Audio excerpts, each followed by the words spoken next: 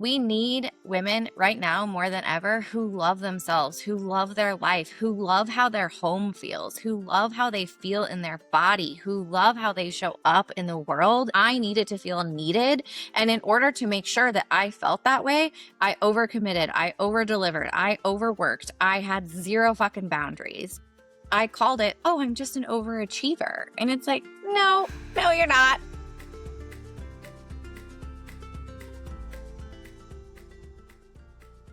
Hello and welcome to Inner Alchemy. Y'all, whoever has been following along, Unapologetically Yours is going through a transition. We are now Inner Alchemy, which fits in line with the launch of my new brand where I'm housing all of my coaching, workshops, retreats, breath work, and all of the things. So welcome. I'm so glad that you guys are here. Nothing much is changing, just the name, for the sake of my sanity. Because one thing I have learned through doing all of the work is that when you can simplify, fucking simplify. And we're going to talk a lot about that today.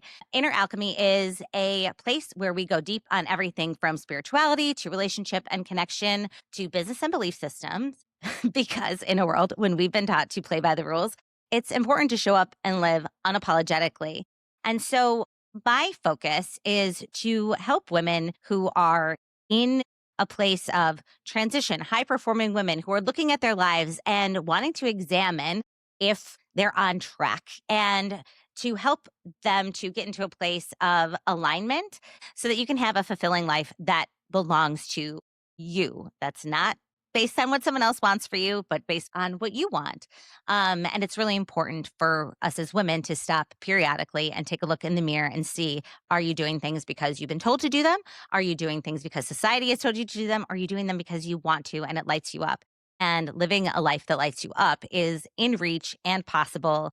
And what can open from taking those steps is beyond incredible. So I have the perfect guest today to bring us into the inner alchemy world. She is my friend, someone who I've learned so much from, who is grounded and authentic and fucking hilarious too. I'd like to introduce you to Diane Miller. She is a somatic coach, a nervous system regulator aficionado, and so much more than that. Diane, welcome to the show. I'm so happy to be here and congratulations on the rebrand. It's so exciting. I feel like a rebrand is like when a woman goes and chops like 14 inches off her hair. It's like, watch out, world. We're doing big things. And that is a mistake that I made in my life once.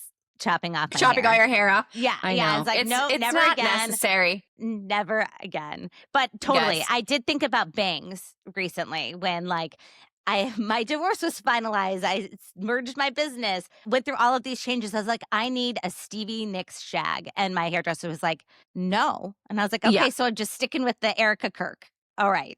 Dead. That's hilarious. So Diane and I met on a retreat that I've talked a lot about. It was in the spring of 2022 in Tulum. And this was a women's retreat where I was new to a lot of the practices like breathwork, sound healing. And it changed my life. And Diane and I have stayed in touch since that time. And it's been amazing to watch her blossom and transition into motherhood, moving to Costa Rica. I don't want to speak for you, but Diane, who are you today? Oh, gosh. I mean, who am I today? That's a question, huh? It's so funny, right? Because when people are like, who are you? You're like, I'm a mom. I own a business. I do this thing. And it's like, really, those are all like jobs and titles and hats that we wear. So not to get all philosophical right off the bat, but who am I? It's like, I feel like my whole purpose on the entire planet is to love myself as deeply as I can so that I can help others love themselves as deeply as they can. But the hats that I wear that I'm so happy and honored and proud to wear is I'm a mama of a 3-year-old boy. He turned 3 in December. I am married to my second husband. Praise baby Jesus for second chances, because the first one was a trial marriage, as I like to lovingly call it.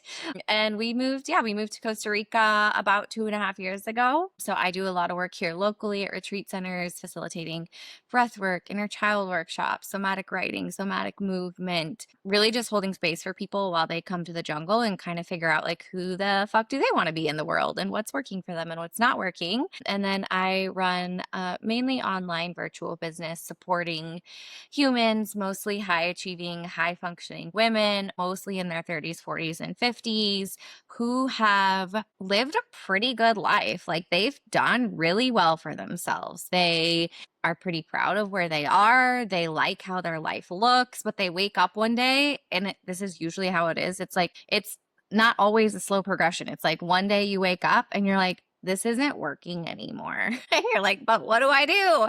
And most people are like, well, I have to blow up my entire life, quit my job, divorce my spouse, and move to a deserted island because it's the only way I'm going to feel the way I actually want to feel. It feels like it might be the only option, or to just stay where they are. And blowing up your whole life feels too big. So a lot of people choose to stay where they are. And so the work that I do is really saying like, there's a lot of options in between staying where you are and realizing like this isn't it, and quitting your job, blowing up your career, divorcing your husband, moving to a deserted island. I'm not saying any of those things are bad. I'm just saying none of those are required to feel good in a life that you've built. I love that. And I think that it's funny because some of the people who I know in my life are hesitant about working with me because they're like, wait, so is the outcome that I'm divorced, have moved, have quit, like all of the things that you mentioned. And I think that the change starts in the tiny sips of breath, tiny little shifts in behavior, setting boundaries. And those things are not necessarily, they're things that we want to do and maybe we're aware of as women, but we've been sort of conditioned not to listen to that voice, to not set boundaries, to be people pleasers. Mhm. And you and I met when I was very much in the crux of this, of Mhm. change. I knew I had woken up. My life was not what I wanted it to be. I was deeply unhappy. I loved my children. I loved the so many of the elements. And on paper, someone would say, "You've got it." Mhm. But how I felt in my body was that I wasn't living my truth. I wasn't happy, just period. And so I think there's two things that came to mind when you're talking. So Diane and I have very similar belief systems, work with very, very similar people. And there's so much room for everyone in this space. And when you're holding space for other people, you still need to lean on others and be inspired by other people and not in competition and continue to learn from each other because this work is so vital and so necessary. And there's a lot of women who need it. Yeah, and I think for women, it's like we grew up conditioned to compete with other women, consciously or unconsciously. Women are conditioned to compete with other women in the corporate workplace, even in this like coaching realm. Like, no, but it's like the more we can collaborate, when one of us wins, like we all win. Like, my goal is to serve as many women as possible. And I know that's your goal too, you know, and it's like there are so many human beings that need this work, that need to, we need women right now more than ever who love themselves, who love their life, who love how their home feels, who love how they feel in their body, who love how they show up in the world. And so I would say, like, let's make a million more Ashley and Diane's, even if that is that there's more competitors, because it's like there's so many women, there's so many people. And right now, more than ever, like, this is so fucking important. This is so important. It is so important. And I want to dig in a little bit about like how, not necessarily just how we got here, because we know anyone listening to this understands that in their day today, they probably are doing something they don't want to do. They walk into a room where they don't feel great and they stay there. Let's talk about what it means to start making shifts and how important it is to have a regulated nervous system and how that begins and then what the outcomes look like and what the path that can go from there. Sure. Yeah, when we talk about having a regulated nervous system, one of the ways that I love to talk about it is like how much safety do you actually have in your body? Which, when I say that, most people are like, I don't really know what that means to feel like safe in my body. But when I'm talking about feeling safe in your body, I'm talking about safe to like walk out of a room that you don't feel comfortable in. And no, if you're in a corporate position climbing the ladder, I recognize that there are meetings that you can't just be like, I'm out But can you still show up in that moment as your most authentic self and feel safety in that room, even if it feels icky or like that you don't want to be there? But when I talk about safety in our system, I'm talking about safe to speak up when you want to speak up. And I am not the coach or the woman who's going to tell you that women have to be angry and loud. And if that's what you want to do, that's totally okay. But like, you don't have to be that way. I'm literally talking about sitting down with a friend or a loved one or your spouse and saying, hey, I'm like really feeling tender about this thing. And it's really vulnerable for me to tell you that I'm feeling tender, but I could use some like TLC this week because like I'm really moving through some stuff. Most women don't do that right now because it's like, I know for me, when I started this, like I didn't even have the words to say that to my partner. I didn't even know how to sit down and say, like, vulnerability to me was a weakness. Tears were a weakness. Basically, having any emotion except focused on the next thing that was in front of me was a weakness. And that was because I had no safety in my body. I felt so unsafe. And when I talk about unsafe, I was scared I was going to not climb the ladder. I was scared I was going to not get the promotion or the raise. I was scared my partner was going to think I was too much and leave me. I was scared that blah, blah, blah, blah, blah, like whatever we're scared of, right? That we're going to be abandoned, that we're not going to be accepted. That's real. And oftentimes those aren't conscious. I wasn't showing up to work every day like, I'm going to lose my job if I don't overcommit and respond to emails at 10 o'clock tonight. But what was driving me was needing to be so fucking relevant. Like I needed to feel relevant. I needed to feel important. I needed to feel needed. And in order to make sure that I felt that way, I overcommitted. I overdelivered. I overworked. I had zero fucking boundaries. And looking back, it's like, I called it, oh, I'm just an overachiever. And it's like, no, no, you're not. I mean, that's a symptom of you not fucking feeling safe to say no to something, to not do things that you don't want to do, to not be relevant. And I think one of the biggest shifts for me was like, I literally do not care if I'm relevant today. And what I mean by that is like, I don't need to feel important. I don't need to feel special. I don't need to feel relevant. I don't need to feel needed. I don't need to feel wanted. But back then it was like being the go-to girl was like, I wore that like a badge of honor because I was good at it.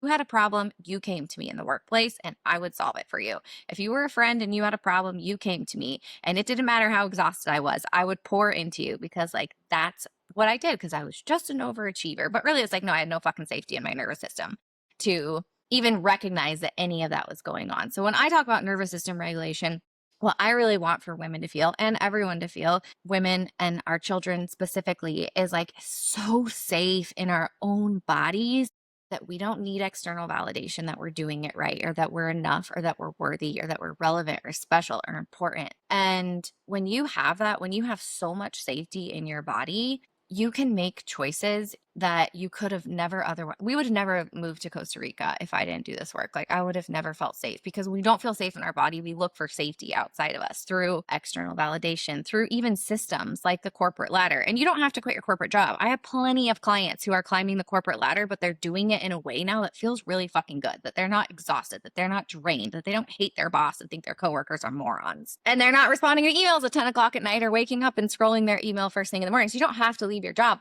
But there are things that when you don't have safety in your body, you look for safety outside of your body, oftentimes through systems, through control, like trying to control as much as possible, hypervigilance, thinking of worst case scenario, and then preparing for worst case scenario because it gives your body a false sense of safety. And yeah, so when you have safety in your body, like you get to let all of that go because you know that even if everything isn't okay, like you're going to be okay. And that's like the best gift you can ever give to yourself.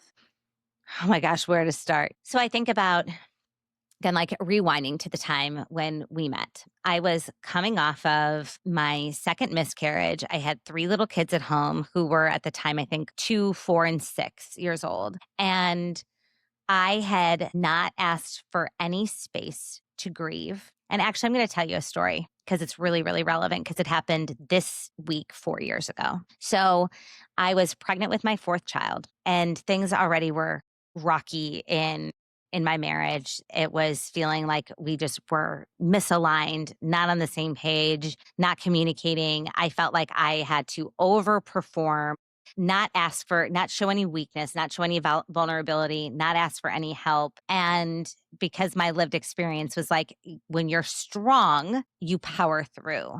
And to me, strength means something completely different now, but we'll come back to that. So I went to the doctor by myself. I had just had COVID. I was probably about 11 weeks pregnant, and the doctor said there's no heartbeat. And it was what's called a miscarriage. So the sac was still remaining in my body. It hadn't triggered my body to release it yet.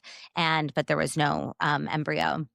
And we were leaving to go to Mexico for my husband at the time's 40th birthday the following week. And there was 25 people coming, and I'd planned the whole trip. And I was like, okay, I don't want to wait for this to pass on its own time. So they recommended a DNC. And then they're like, wait, scratch that.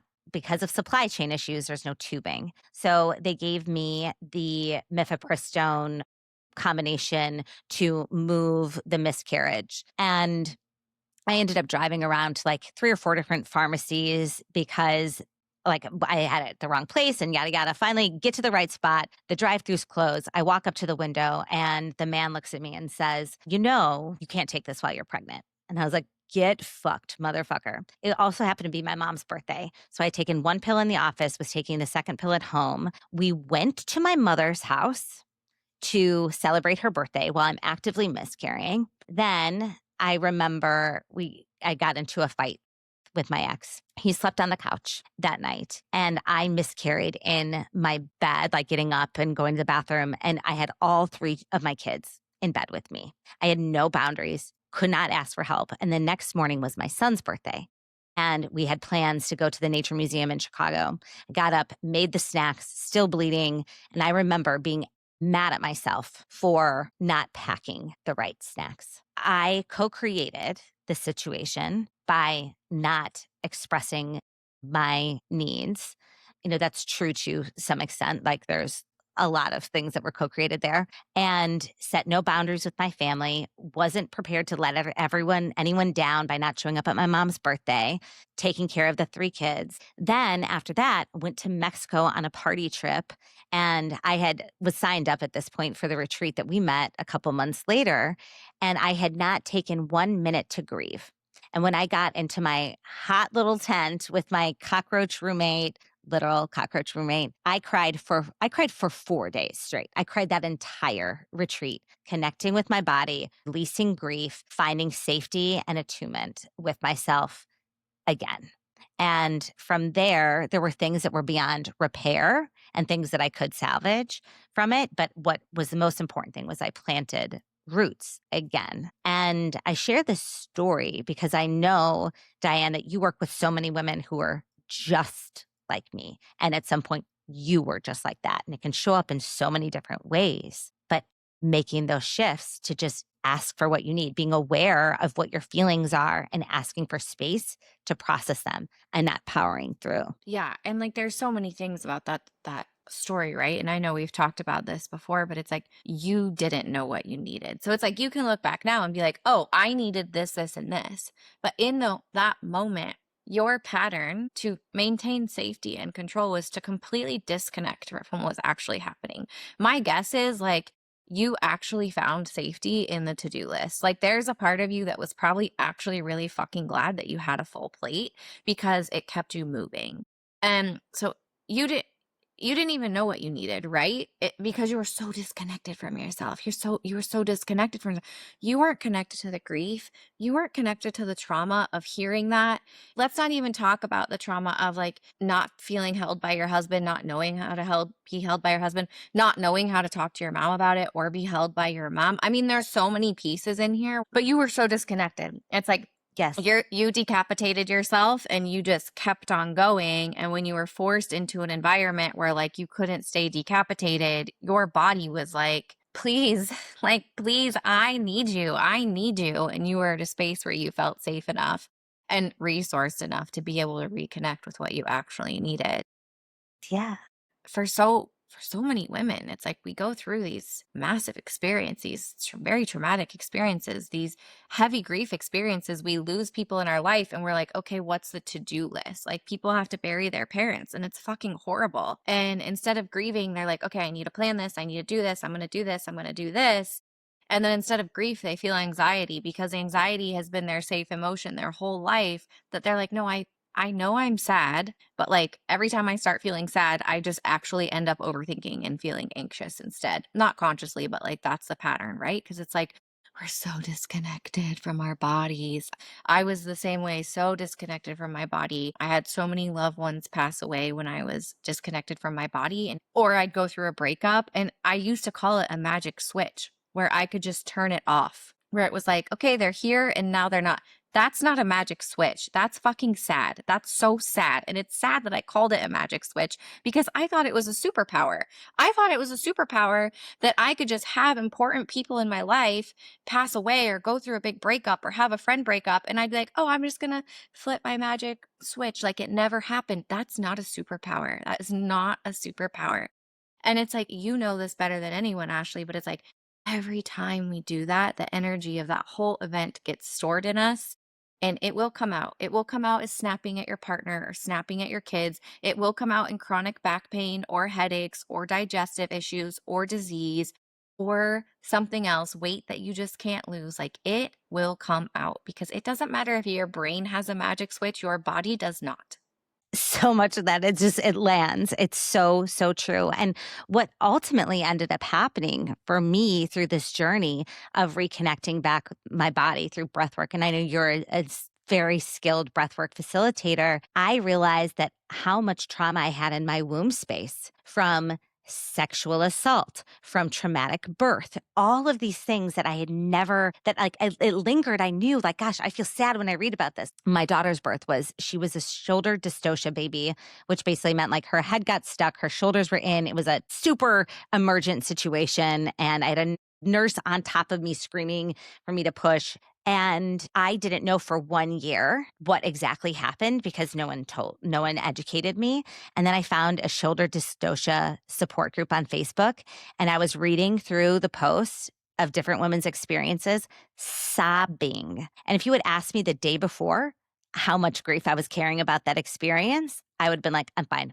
I wasn't fucking fine. And then I found this group and saw myself in it and could release the emotion and know that, like, no, that was really serious. That impacts a lot of people. And it's not weak to reflect on it a year later with deep grief. It's not weak to reflect on it 2 years later, 3 years later, whatever it is, and allow yourself to feel. And I think that what it comes down to, and I know that you'll relate to this so much, is that live in a society where this range of emotion, I'm making a tiny little circle with my hands for those who are just listening, is acceptable. A short range of okay. Are you good? Are you not okay? But not this range of rage, grief, sorrow, tenderness, like all of the feelings that exist for us. And as you start to heal, that range expands and life becomes, yes, you feel the sadness and the depths more, but you also feel the joy and the expansion and the pleasure more. Mhm. Well, and I think for so many women, it's like you didn't have time to grieve. You didn't have time to rage. You didn't have time to be sad. Like, no one has time for that. Busy women don't have time for that. And that's where it's like, okay. And that's a reality, right? Like, sometimes your grief comes up and you're in the middle of a work meeting. Like, you can't break down right then. But what most women do, what most people do, is they're like, I don't have time for that. Like, I'm going to shove it back down here and I'm going to forget about it. I'm not going to look at it again because I don't have time right now. But we have to make places and spaces and time to feel that stuff.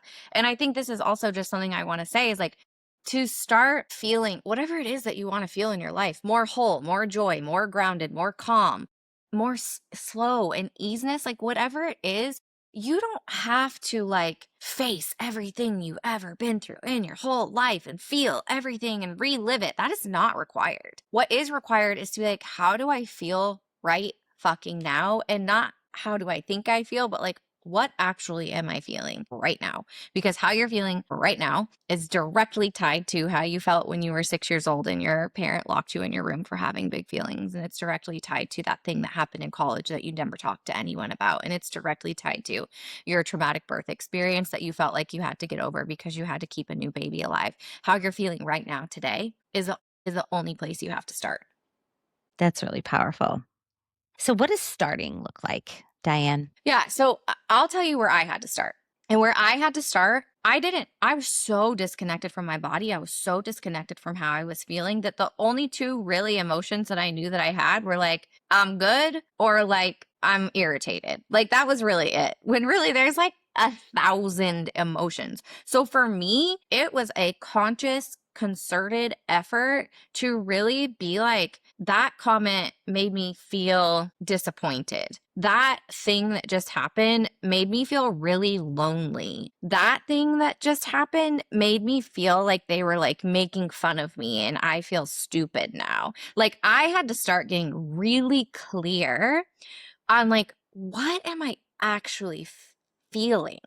Because that was something that I hadn't done my entire life. Like I grew up in a home and it was like I had a single busy mom. I've done so much work and all I have for her now is insane amounts of love and compassion and respect for being able to do what she did. But she was a single mom with zero resources. And so like, you know, and we grew up in the generation where it was like when your kid's crying, lock them in their room till they figure it out. But us, like I learned how to shut down, not how to calm down. We don't learn how to calm down when we get put in a room with our feelings. Like we just learn how to shut it down.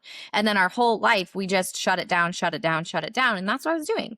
So I had to really start learning, like, what am I fucking feeling? Like, what am I feeling? And then I had to sit in the discomfort of that. And we don't like sitting in the discomfort. So we distract. Me personally, was using rosé like a fucking spirit animal. Like, I was like, I don't want to sit with this. I'm just going to sip on this rosé. Or we grab our phone and 20 minutes go by and we're like, where did time go? Or we throw ourselves into our work. Like we find ways to not sit with the discomfort, but you got to sit with the discomfort. Like you just have to, it's not comfortable to feel sad. It's not comfortable to feel super disappointed. It's not comfortable to feel really misunderstood when you know you have a huge heart and amazing intentions and someone else received it differently. It's easier to be like, I'm going to over explain myself. I'm going to go ahead and over explain myself because I really want them to understand me. It's easier to throw yourself into that. It's harder to sit in the discomfort of being like, it's so safe to be misunderstood. It's so safe to be misunderstood. Like, I'm allowed to be misunderstood. And then sit in the discomfort of that. And so, like, that's where I had to start years ago was like, what am I actually feeling? And like, how can I sit with this discomfort? And I say this all the time. If someone came to me and they're like, I am fucking terrified of spiders, I am not mailing a tarantula to their house and having them hold it. That is not where we start. So, with this, if you're super disconnected from yourself, I'm not going to have you start by, let's have you meditate for 10 minutes a day because you're going to sit down and your brain's going to be like, bing, bing, bing, bing, bing, bing, bing, and you're going to be like, I can't even do this right. Like, this is not for me. I can't do it right. I'm too far gone. I'm going to have you start by like, are you peeing when you need to go pee? Are you eating food for real? Like we're so how many times, Ashley, were you too busy to eat? How many times did you need to go pee, but the meeting wasn't over yet? So instead of excusing yourself for 2.5 minutes, you sat in the meeting and held your pee. How many times did 11:30 in the morning roll around and all you had was a cup of coffee and you're like, shit, I don't think I've had any water today. I mean, this is where I'm saying like, we cannot possibly connect to our soul if we cannot pee when we need to pee, eat when we're hungry, and drink some water when we're thirsty. So like, that is where we have to start. If you're listening to this and you're like, oh my God, like I do that, like start there. Start there. I swear, start for a month going pee when you need to pee. Start drinking water when you're thirsty. Stop skipping meals when you're hungry because you're too busy and notice what shifts. Because your body is not going to feel safe to feel its feelings if it doesn't even feel safe to have its basic needs met. So start there. I have to pee, but I'm not going to excuse myself. I was like, go for it. I can talk for 2.5 minutes, Ashley. I know, but it's so true. I was like, as you're going through this, I'm thinking about, I'm like, oh, I'm kind of thirsty. I have to pee. I peed right before we got on, but you know, lots of coffee. It's such a real thing. But like anyway, our basic it's such a real needs. thing. And you don't even realize it. Like we don't even realize it sitting there. Like how many meetings have you gone through? How many times have you stood up? How many times have you stretched your body? How many times have you taken a deep breath? And it's the basics. It's the tiny sips of air that you can do for yourself to find that body safety. And you're right. And knowing how you feel can change everything because then you can communicate your needs. You understand your needs. So let's go there. So then Once you start to unlock a little bit more about your emotions and gain that attunement, what's there for you? Discomfort. I mean, really. It And that's fucking where sucks. Yeah. it's, I mean, like, it is uncomfortable at first, but this is what happens when you first start doing this. It feels wildly uncomfortable. But the more you do it, the less uncomfortable that it feels. And I think there is this big misconception that, like, if you have a regulated nervous system, like if you're regulated, I can be very upset and still be very regulated because it used to be when I was upset, it would blast me off and I would spin into overthinking or overwhelm or bitching about someone else or blaming or dooming the world and talking about how terrible everything is. It's like I can be really upset right now and still be very present in my body. I can be very sad right now and still be very present in my body. And so it's like you start by feeling your feelings. Okay, like that disappointed me, that disappointed me, that disappointed me. And this is where I think most people want to go is why? And that can be powerful, but it's not going to change your experience. If something happens and you're like, I feel really alone. Okay, where do you feel that in your body? Like, is your heart racing? Does you feel like you want to throw up? Does your head start pounding when you have that feeling? What is your body doing when you feel that? And can you just sit with that for maybe you start with 10 seconds, maybe 30 seconds, maybe a minute? Like, can you just be with it? And the reason that's so important is people talk about stuck emotions all the time. We teach breathwork, we're like, release stuck emotions. What the fuck does that actually mean? Well, it means that you're not walking around with like Tupperwares of fear and anger and grief stuck in your body, right? But like every time we feel an emotion, we know scientifically, this is not woo woo, we know that that emotion has an energetic charge. We know that emotion has an energetic charge. When we don't, allow that energetic charge to discharge, it gets stored. That's the energy that gets stored in our body. So when we're talking about like releasing stuck emotions, we're actually just talking about like discharging all of the times that you didn't use your voice and you wanted to. Instead of feeling your anger and screaming into a pillow, you put your big girl pants on or your smiley face on and you kept going. Or every time you felt shut down, instead of speaking up or instead of allowing yourself to feel misunderstood or walking away, like that's what we're talking about, discharging those emotions. It looks different for all different types of emotions. So when people are like, just take a deep breath, sometimes that's actually like the very worst thing you can do is take a deep breath. Because if you're, let's look at it as a scale of 0 to 10. 0 is like, I feel really good. Life is good. I feel good. I love everyone that's around me. Like, I feel good. 10 is like, I have to rage clean the whole house right now, or like I literally might stab someone. Like that's like a 10.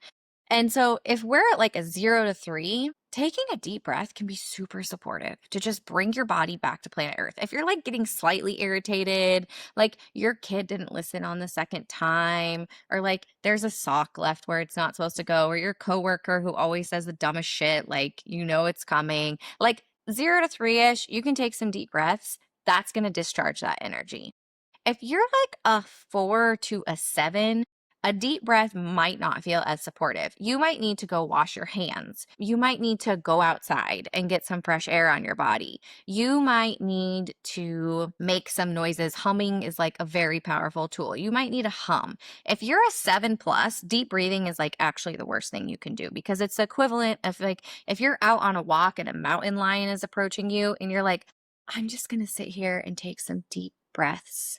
Your nervous system is going to be like, bitch, get up. You're going to die. There is a mountain lion. The same thing happens when you're activated beyond a 7, when you're super mad, when you're super frustrated, when you're super sad. Taking deep breaths, girl, is not what you need. You need to discharge that energy. You will know how to do this when you start practicing with this. So some good ways to discharge your energy, like if you're really angry, like, can you scream into a pillow? Can you go push against a wall? Because to your body, that sensory input of pushing against a wall is the same as like shoving someone away from you, which we're not going around the world shoving people and we're not going around the world screaming at people. But there are times when we need to shove something and scream, and there are safe and appropriate ways for us to do that as adult, grown ass women who aren't going around the world pushing people and screaming at people. Do you need to shake your body or dance? Like, what do you need to like discharge that energy? And so that's where you start feeling what you feel, noticing the energy that's with it. Like, oh, my body feels slightly irritated. Like, I'm going to play with taking a couple deep breaths and see if that helps me feel better. Well, that didn't help me feel better. Like, what does my body want? And usually the first urge is it, even if it makes no sense, even if it's like go outside and it's 2 degrees, even if it's like,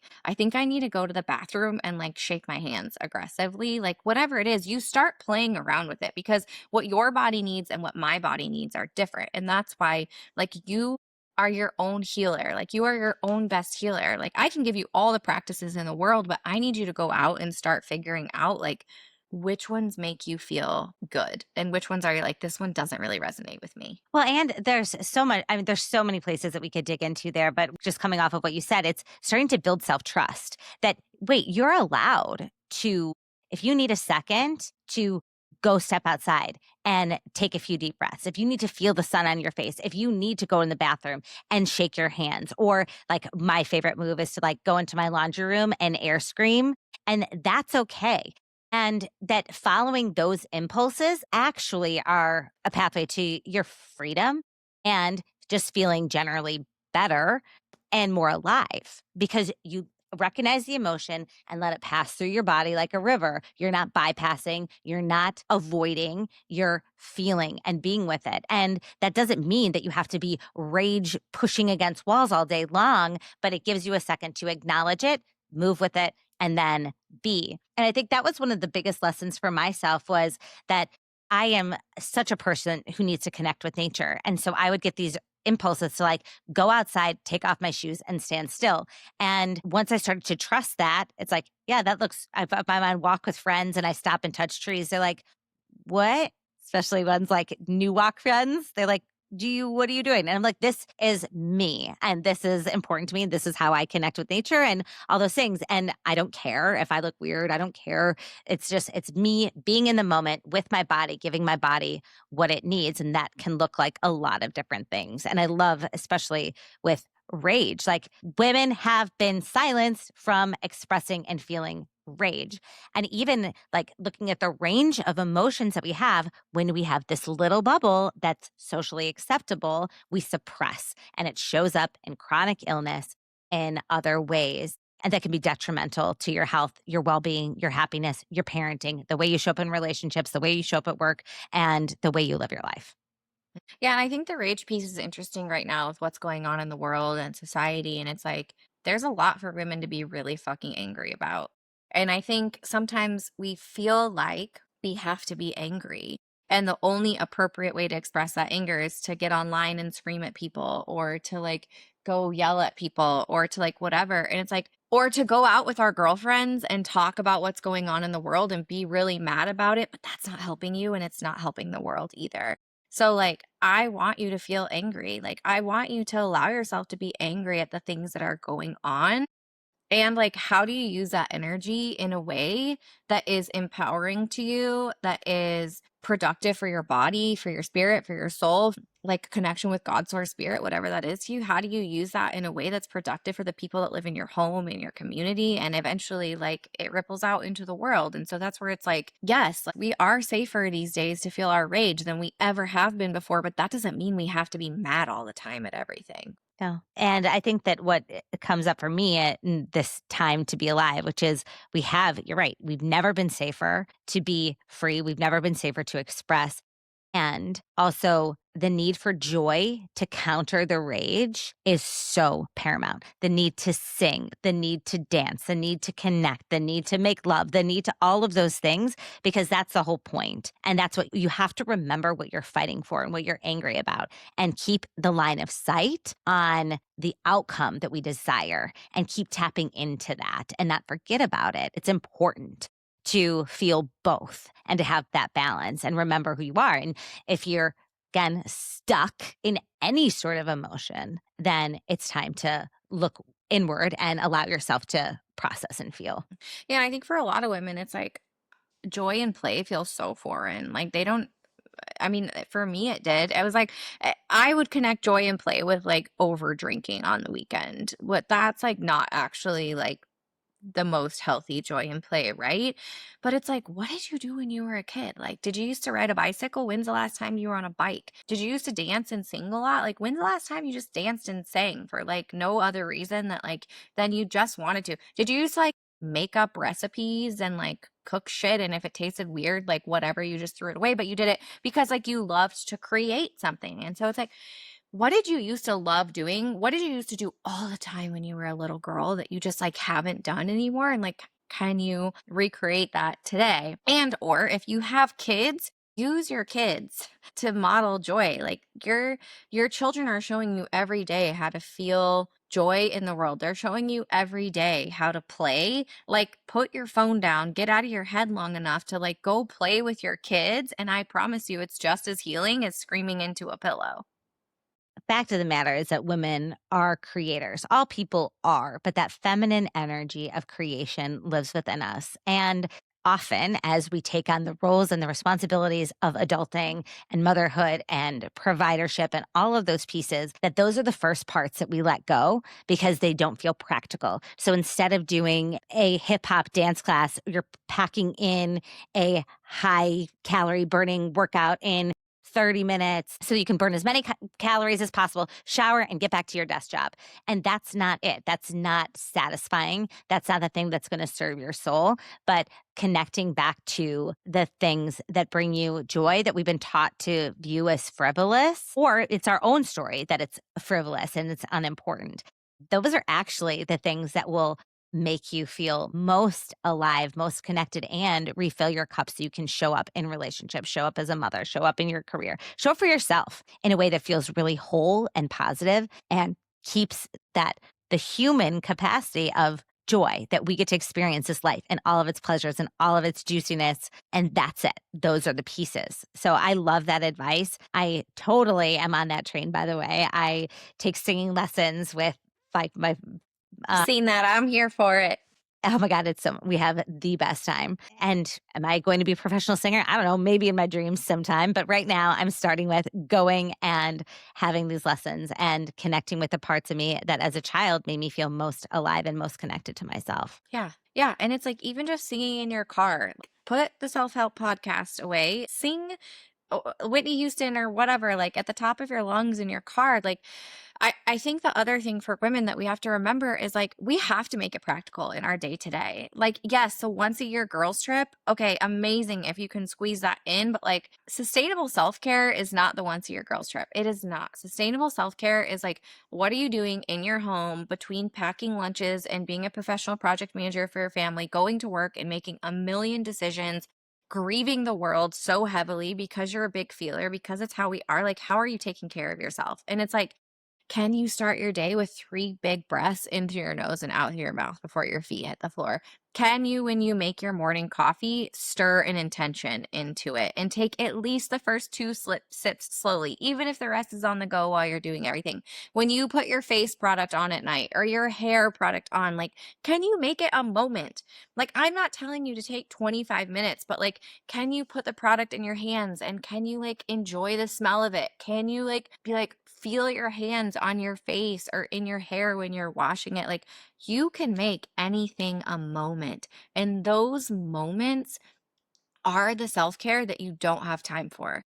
That is how you have self care when you don't have time for self care, is in the moments that you're already doing things that you're just right now when you're putting your face lotion on or washing your hair, or stirring your cream into your coffee or whatever. It's like your brain isn't there, it's on to the next thing. But sustainable care and healthcare is like, can you have your mind, body, and soul present in the same place at the same time, even if only for a few seconds to start? So, like, can you start practicing stirring an intention into your coffee? Can you start practicing connecting to all of your senses when you're putting product on your body, or even when you're putting product in your kids' hair? Like, because you're like, okay, like I gotta get them the story time and then bed. But it's like, can you just take a minute? Can you just take a minute and like smell the product? And we're talking fragrance free here, okay? But that's a TED talk for a different day. I'm talking about natural, non toxic fragrances, okay? But like, can you just take a minute to notice how it feels, to notice the temperature of your kid's hair? Like, These are the things that are going to sustain you. Yes, spa days are great. Yes, girls' trips are great. Yes, like getting your hair done and your nails, like whatever, but that's not actually the sustainable self care that's going to help you feel like you're not blasting off into outer space every time something psycho happens. Oh my gosh, this is so true. And it's like when you take your lotion in the morning, you're putting on your body, like giving yourself a little body movement and waking up your body and just being present in each of those moments. You're so right that we tend to just be on to the next thing, that we're not savoring any of the delicious moments. So like I always talk about, hey, when you open up your shampoo and it makes that little and you Mhm. get the scent, like breathing it in, relishing in it, being present, taking just those little sips of air to remind you that you're human, to remind you that you're alive, to remind you that there are tiny delights all around you that make life delicious and can help to calm you, get you into your body, get you into your nervous system so that you can show up however the fuck you want to in the world, but you're driving the bus. Well, in this present moment is like actually the only place we can truly create from. Create from in a place that's like genuinely authentic and in integrity. And it's like literally being present is just having your mind, body, and spirit in the same place at the same time. And I mean, I was on autopilot completely. Like my whole life was a schedule and I was just like moving through it, constantly thinking about the next thing. Like I woke up thinking about my to-do list. I woke up checking my email within 5 minutes of the day. And it's like, my body, mind, and spirit, like, were very rarely in the same place at the same time. Maybe on a yoga mat, I would have like glimpses of what that felt like. And really, like, having safety in your body is like my body, mind, and spirit are the majority of the time in the same place at the same time now. That is now my default. And that's why these practices are so important because, like, every time you do it, it becomes more and more normal. And it's so possible to change what your normal is. And so that's why it's more than just enjoying this moment. It's teaching your body how to be in the moment. And the more that you can be in this moment, even if the moments that don't feel good, when you can be, when you get terrible news, when you can be in the sadness, when your kid is having an epic meltdown and you know you're going to be 20 minutes late, like fuck being 20 minutes late. Like, can you just sit there and be present with your kid? And when you first do it, your body, like, it's going to be uncomfortable because, like, you're used to moving a certain way. And I just want to say this too for the moms who are listening. It's like when you get uncomfortable by your kids' emotions, it is like the best mirror for like where are you not comfortable feeling, expressing, and having that emotion? Because it's usually not about our kids at all. Like we can't hold space for emotions that we can't even hold space for ourselves for. So if our kid is moving through huge emotions and we're struggling to stay grounded and regulated and calm, like it's likely because we can't hold ourselves in those same emotions. And so that's where like our work as moms is to like we need to be able to hold ourselves in all of this so that we have the capacity to hold our kids in it. Sitting with that. And it is so true. The way that my parenting has changed by allowing, like, letting go of, okay, I'm not going to be on time. Okay, we're not going to get these things, not meeting these expectations that actually don't exist. It doesn't impact anyone if we're 20 minutes late. It is what it is. And just being comfortable, being present, allowing your kids to be the mirrors that they are for us, and just noticing, being in awareness of what comes up for us as they're experiencing life too.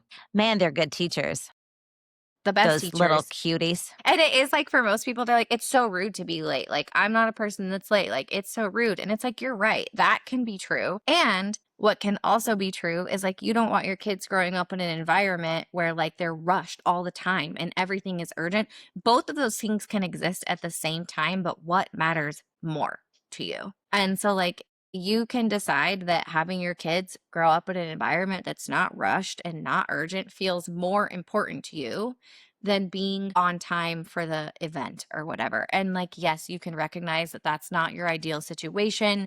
It's not something that you would love to be doing. It's not your favorite thing in the world, but this thing over here, this experience that you're giving your kids matters more. And the same goes for ourselves, right? Like kids or no kids, like you get to decide human brain likes to make only one thing gets to matter. Realistically, like 40 things matter at a time, but you decide what matters most because everything is not equal. I'm sorry, it's not. Everything cannot matter equally, or you are going to be so slutty with your energy for the rest of your whole ding dang dong life. Yeah, I Yeah. mean, it's, Don't be yeah, slutty with your energy, don't be, listeners. we're not, no. It is a fucking treasure to be in your energy. And our energy is all we have. Like, it's all we have. And we cannot create more of it. We can only alchemize the energy that we do have. So, like, what are we spending our energy on? And this is where it's like, yes, 40 things can matter at a time, but what matters most? And you get to decide that every day. Every moment, you get to decide what matters most. And it doesn't mean that the rest of it doesn't matter. It just means that right now, like, this matters more. You're amazing. You're amazing. I love you. I love you. And the work that you're doing and how you're showing up the world, I think that what I appreciate so much about you, Diane, is how you make people feel no shame about the patterns that they're living and giving really, really bite sized, simple, attainable ways to step into presence, to bring your mind, body, and spirit into one place at the same time. And knowing that it starts with the little things. It's not this highfalutin guru shit of like, you're holier than thou. You've lived it, you've walked it, you've been there, you've had the experiences, you're learning and growing like we all are. And you're taking women along the journey with you. And that is so powerful. Yeah. Yeah. It's just so possible. Like, it's just so possible. And even if you're listening and you're like, well, like, that's cute. Like, Ashley got to go to a retreat, or Diane lives in Costa Rica. But it's like, you don't have to go to a retreat or move out of the country. The biggest changes in our life happen from the smallest moments over and over again. And it's just like, how many times in every moment can you decide what matters most and have that be aligned with who you are?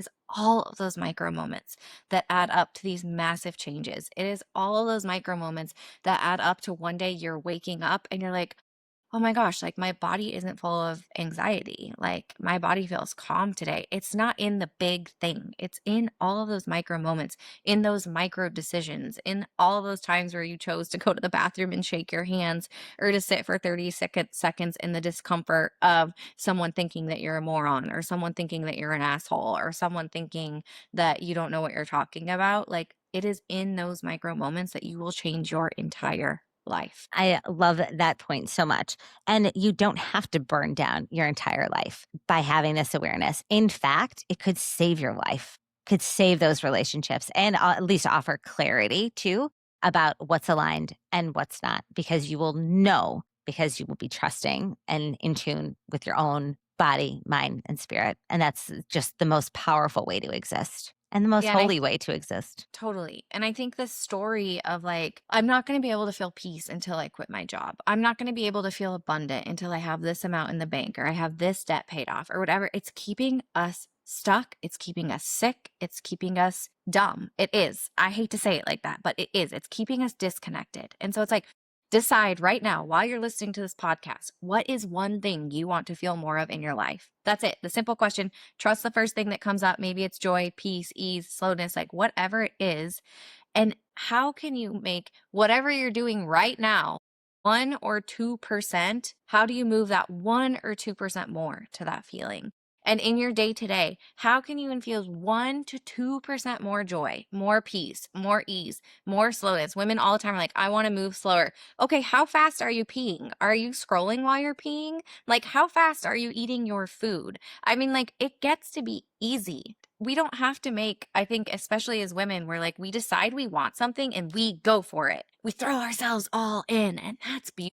That's so beautiful. But the reality is, you don't have capacity to do that. With all the things that you want in your life, you don't have capacity. So decide the one thing that you want to feel more of right now.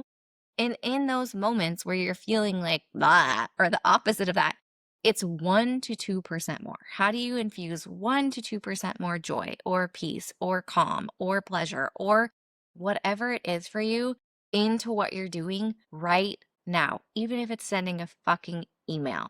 Because there is a way to infuse 1 to 2% more of what you want to feel into even typing that email. And that's where you start. 1 to 2% more. That's it. That's where you start. Such great advice. So meaningful. This has been a delight. And I have a question for you, Diane. What are you alchemizing in your life right now? 2025 was a really big year for me. I had patterns that got brought up that I thought that I had moved through, which is hilarious, right? Because we're never over anything. We just get to revisit it a bunch of times. And so 2025 was a huge year for me of like looking at stuff I had already looked at, but like in a whole new way. And I felt like I did that really, really well. I mean, it was hard. It was hard. Like I was sitting in ceremony with myself daily with like breath work, with prayer, with like whatever it was. It was a very challenging year for me in very many ways behind the scenes. And now this year it's like, okay, I now have more capacity because I've like worked through that. Like, what am I consciously creating? Not even just like with my hands, not what am I producing, what am I putting out into the world, but like, what am I creating in my body? What am I creating in my life? What am I creating in my marriage? What am I creating in my motherhood? And so just, I feel like taking all of that energy that I sort of like opened up from looking really hard at some patterns that popped up last year, specifically around like control and not feeling safe and like fully surrendering to that through months and months and months and months of looking at it and working with it and sitting with it and being with it and having really hard days to being like, okay, like I'm on the other side and like, now what do I get to create and not produce? Not what do I get to produce? And maybe it'll be something I produce, but like, what do I get to create in my day to day life now? I can't wait to see what you create in the world because my experience of you has been such a beautiful evolution where I've had the chance to have a front row seat of your own growth. And what's been so consistent is that you've just been anchored in truth, honesty, and openness. And that I think creates a safety, whether you know it or not, where people can feel really, really safe with you in your presence, reading what you're writing and just being with you. So I'm grateful for you because you've had a front row seat for all my shit too. And it's been really nice to have a mirror in you. Yeah, same girl, same. And I'm cheering you on so, so, so, so big. And I know that anyone listening to this is doing big things in their life and working through big things in their life. And I'm so grateful that they have you because, like, women really are like, we set the energetic tone in our homes and we set the energetic tone in the world. And so, like, no pressure, but also, like, we need to get our shit together. Like, we need to get our shit together because doing this work is a privilege. There are women in the world who don't get to do this work because they're so busy trying to survive truly for their life and for their kids. And like we might be moving through big stuff. We might feel like we're having days like that, but this is such a privilege that we get to do this. We get to do it first and foremost for ourselves and our families and our communities, but we also get to do it for all of the women around the world who don't have the privilege to do this. And so I'm so grateful that you have this platform and that you're doing the amazing work that you are in the world because it is truly not only life changing for the women that you're serving, but it is what will fucking save the world. Like we save the world by saving what's right in front of us, and you're doing that. And I'm just so honored to be a part of it, Ashley. Likewise, sister. And like, I'm very touched by that. Thank you. And it is true. It is really, really true. Part of this work is remembering that you're powerful, to remember that you have agency. And when you can feel powerful in your home, in your community, and just starting with the hands that you can touch, it is how it creates ripple effects from your town to the next town to the beyond. And we're out there doing the work, and it is a privilege. And we're both here for anyone listening. Diane, how can people find you? Yeah, so I'm on Instagram at For Your Wild Coaching. I'm on the World Wide Web at www.foryourwildcoaching.com. I do coaching. I have a somatic group program that I run, and I also host a retreat every year in Costa Rica and lead at a lot of other retreats. So there's many, many ways to plug in. And yeah, I'm so proud of you if you're even listening to this podcast because it means you're curious, and that's where all great things are born from is curiosity. Truer words have never been spoken. Thank you so much for being here today. So grateful for the time. You guys follow Diane. She is always putting out really, really thoughtful content. And in the meantime, please like, comment, share the Inner Alchemy podcast so that people can find us too. And go out make some mischief in the world. And until next time, I'm Ashley. This is Diane. And we are, I used to say unapologetically yours. So I'm going to still stick with that. We're Yeah. unapologetically yours and go, I guess, go like mix some shit up and make some alchemy too. Love it. Thanks, y'all.